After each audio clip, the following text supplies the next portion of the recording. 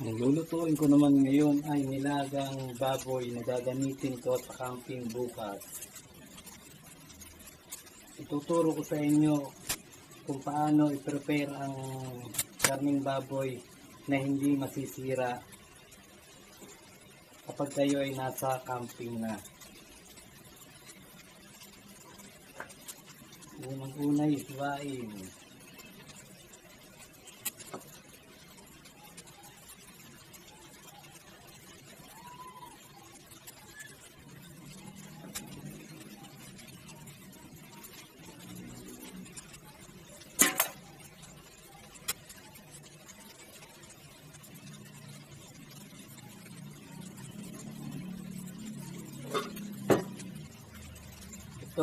Ito ay palalambutin ko na para bukas ay konti na lamang init at lalagyan ng gulay at mga rekado. Hugasan.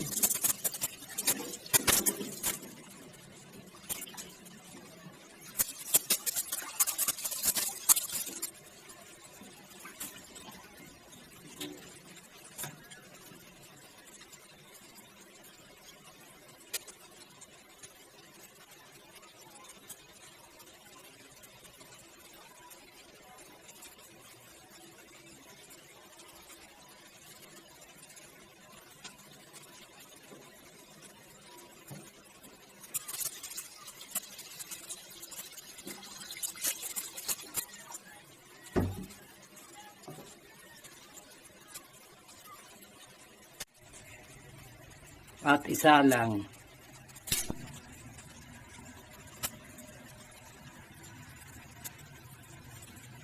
Lagyan ng asin at palambutin.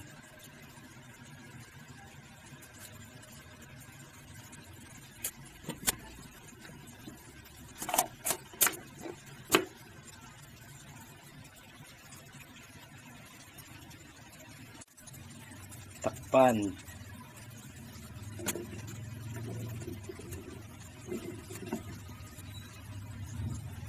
Pag malambot na yan ay hanguin.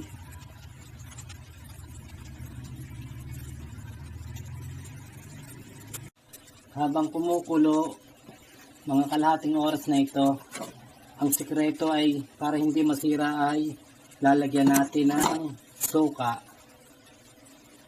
Para sa camping ay hindi agad-agad ito masira kahit mainit ang panahon. Mga 1 kutsara lang.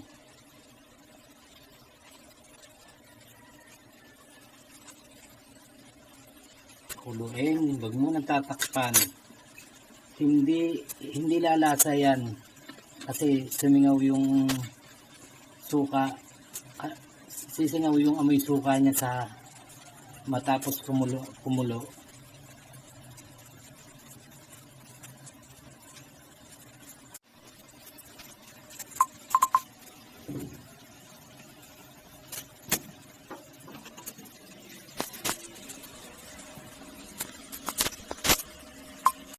After 1 minute na kumulo na may suka, ito ay takpan at hinaan. Lutuin hanggang sa lumambot.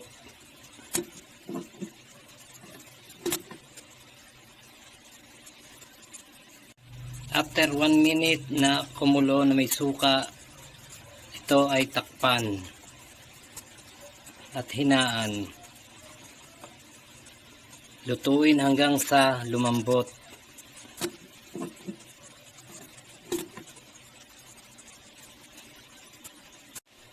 Kapag ito ay medyo malambot na, ito ay patayin na.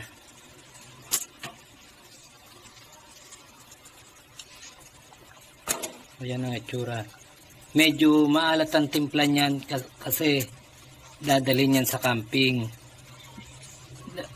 Kukunti lang ang tubig niyan kasi dadagdagan pa yun ng tubig doon at rerekaduhan. Kapag medyo maalat, bawasan na lamang ang tubig. At pagluluto ay lagyan ng dagdagan ng tubig. Ito ay aking pang lulutuin mamaya, i-sterilize para yung mga bakterya ay mamatay kasi ilalagay ito sa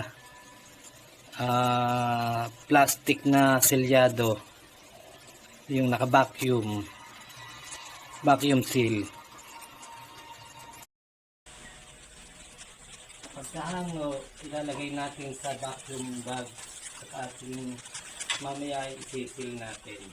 So ito yung vacuum bag galing sa Shopee.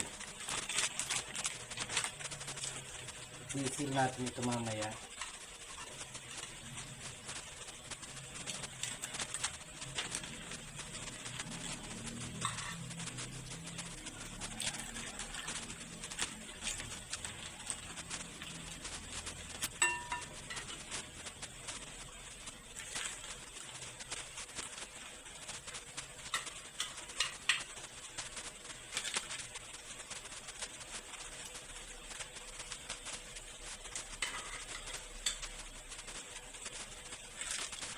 Medyo maalat ang timpla nito kasi ito ay lulutuin pa sa campsite.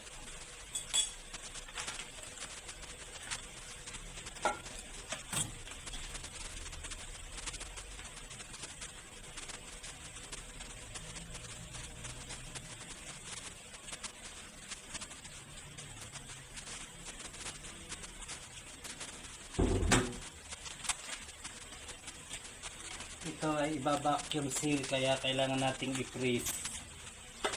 Kasi kung hindi may i-freeze siya, masisip-sip ng vacuum machine ang tubig nito.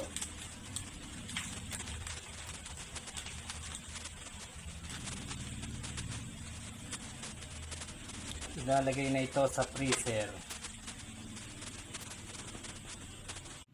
Ito, na-press ko na. Yung may sabaw na karne. Na-press ko na. Akin ang ilalagay dito sa vacuum machine. Ayan, iba-vacuum seal na natin. Ilak tong tabi.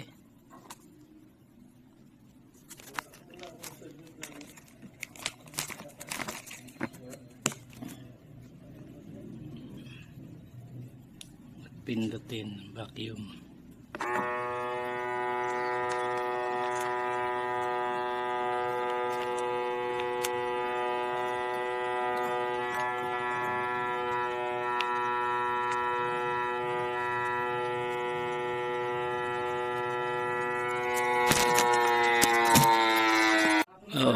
Iba-vacuum seal na natin.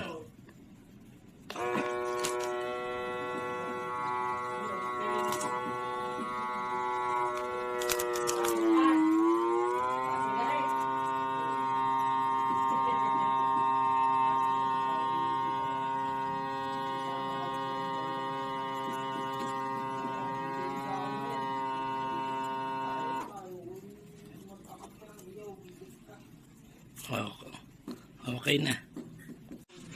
Ito na ang finished product. Vacuum seal. Ito ay ating i-sterilize na lamang mamaya. Sabay-sabay na sila. Kumukulo na ang tubig natin. Mag-i-sterilize na tayo. Ito, lahat ito. Chicken. Hinaan ng apoy.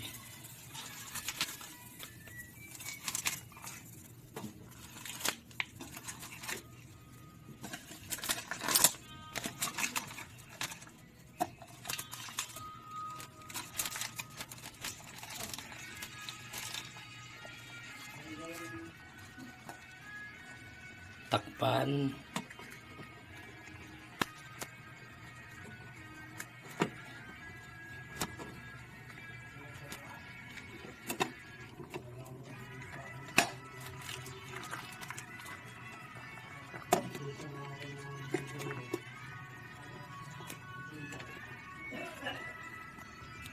Pakuluin na sa medium fire.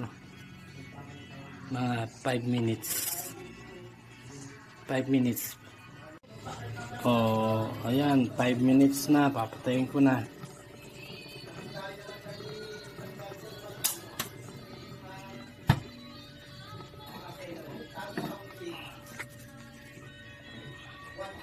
Akin ang hahanguin.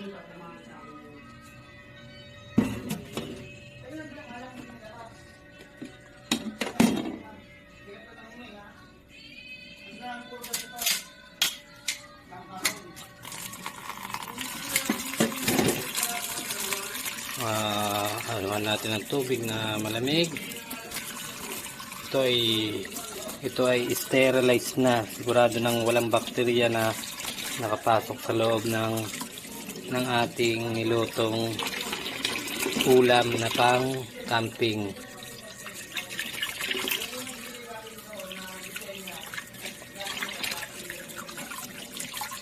Sterilized na ito, kaya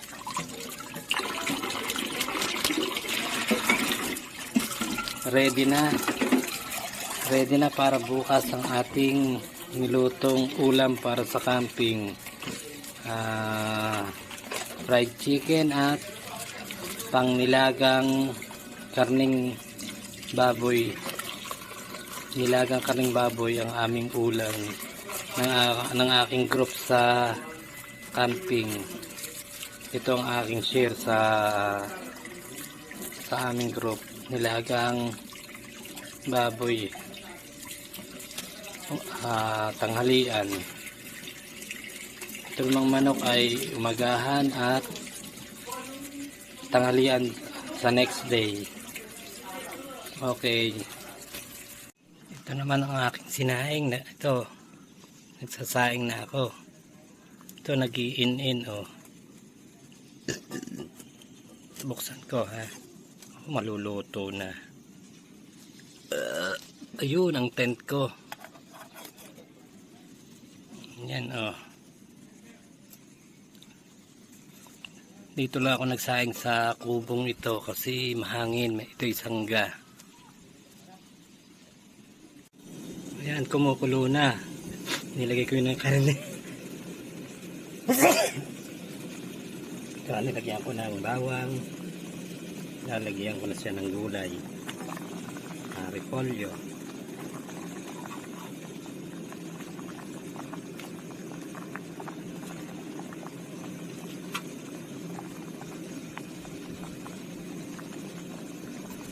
Lagyan pa ng tubig. Parang konti ng tubig. Lagyan pa ng tubig.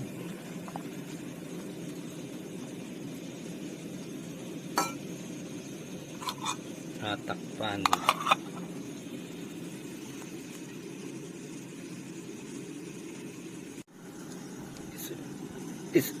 Isunod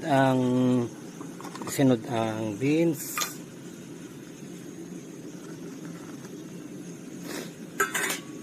at cubes, kalahating cubes.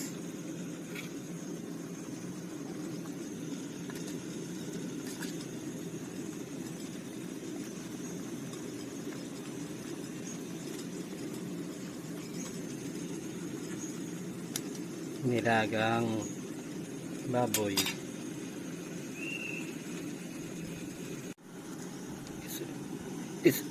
Isunod ang beans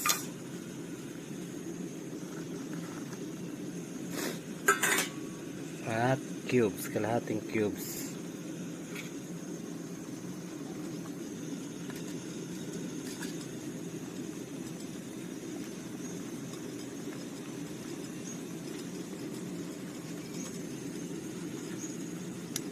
Nilagang baboy.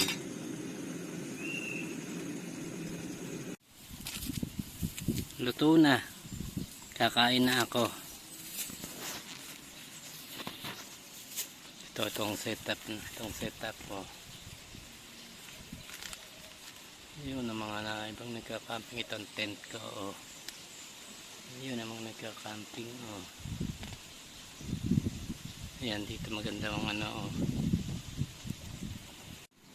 oh. Ayan, kakain na ako. Ito na yung nilagang baboy. Ito yung may kanin na, oh.